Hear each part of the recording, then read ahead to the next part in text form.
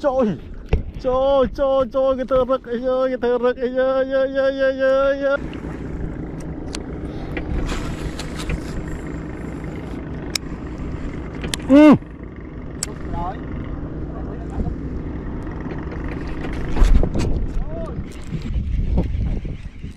Mà cả lông tí khăm chứ chú đọc tay mới nữa lần lần đấy.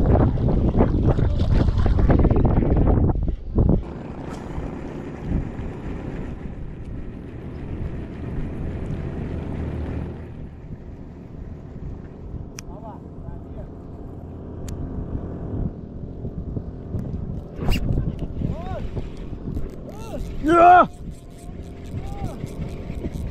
Chỗ đại mà.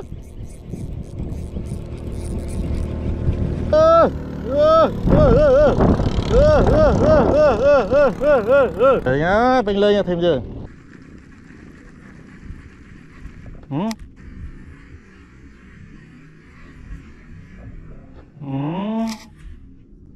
Cặp chán.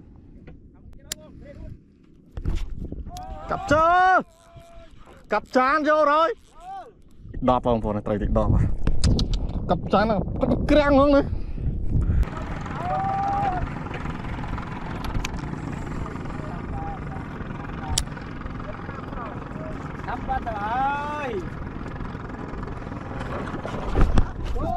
Trồ lên, bịch lên.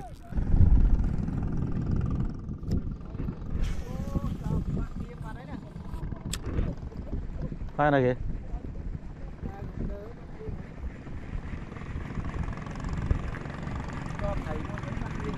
Cách đó rồi, cách đọt thằng này đó rồi. Mà cách đọt tray thằng này nó.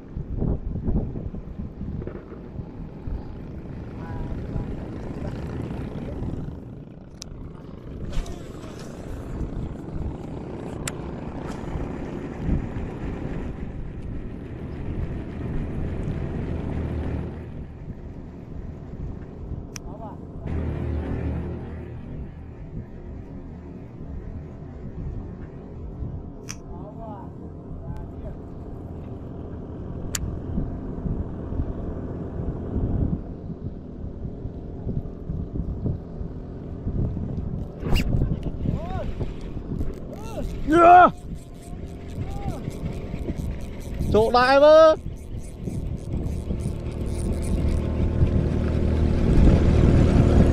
Chỗ đại mà.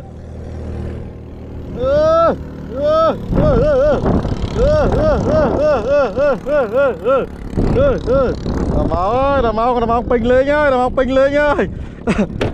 Ping lên nhá, không có, đảm bảo ping lên trong cái mà bảo hoạt là biết bắt này. Trong dạ cả ping lên không có. Cái trái tức này trong tức. Em.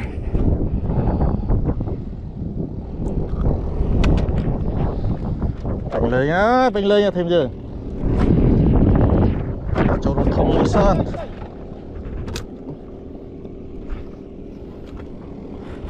Chơi.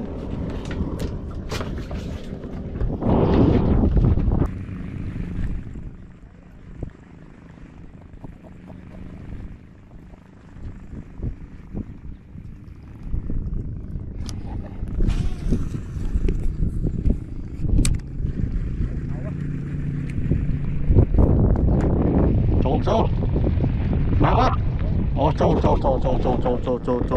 trâu ủa mà cắt này nữa. Bây giờ là máu ping lên á, thêm ping lên. Chào đây mặt bò bây giờ ra đâu đây mặt bò nè, bạn mau nè. Trời ơi trơ. Trâu. Ủa phân phun này, ê môn nè. Ô này cô trâu bố tiếp à. Ê ping lên thêm.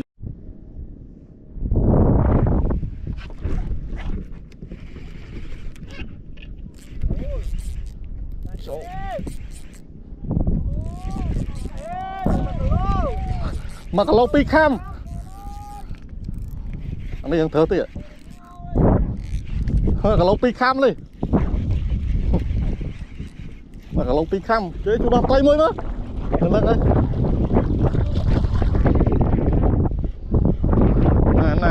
nè chỉ đọc tay mới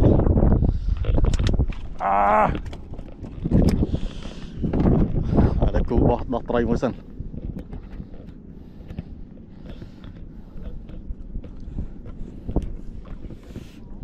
đọc tay mới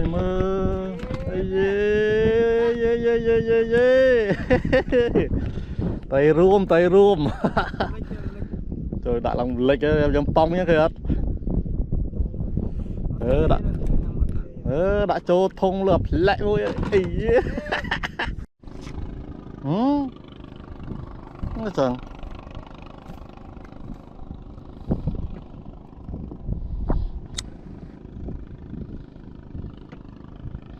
cái thơ chẳng à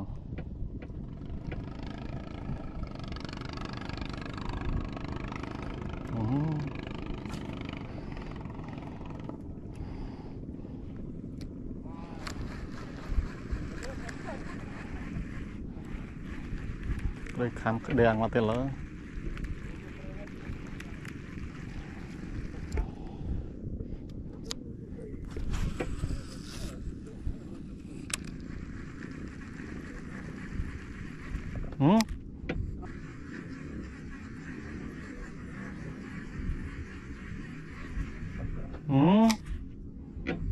cặp chán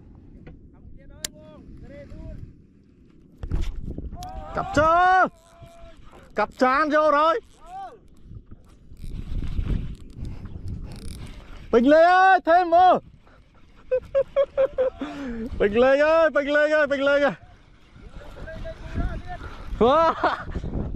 bị bay ơi vô anh ấy trơ tí ở trơ Bình Lê nhá vô rồi trai tí đọc không vô này trai tí đọc cặp chán nào cặp krang không này trôi cái thơ rực tiết mình tối chứ nào mà nó có trơ đáy đó trai đưa anh muối pu sát đó thầm đá đó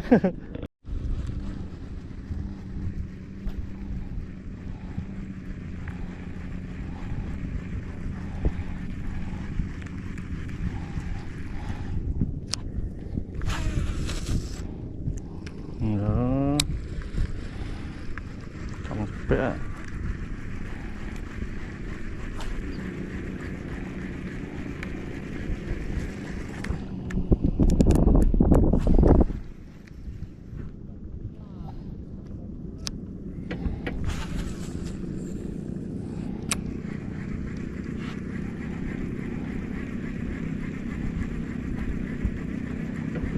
chui đã là cáo vậy khỏi non không mà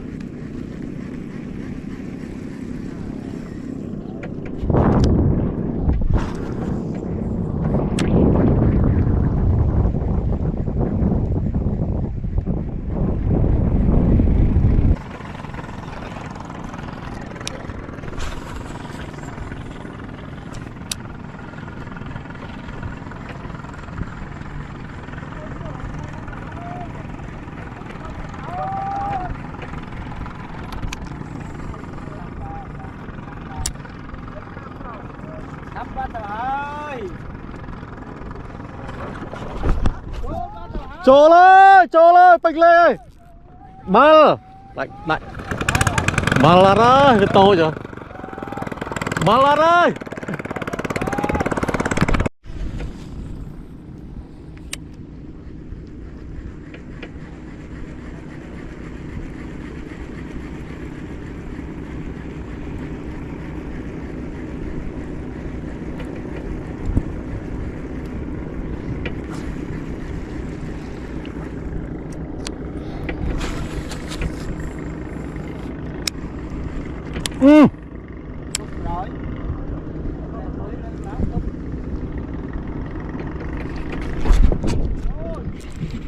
trôi đánh bắn ra sao đây đánh bắn đây trời mà thôm không sao rồi mình thôm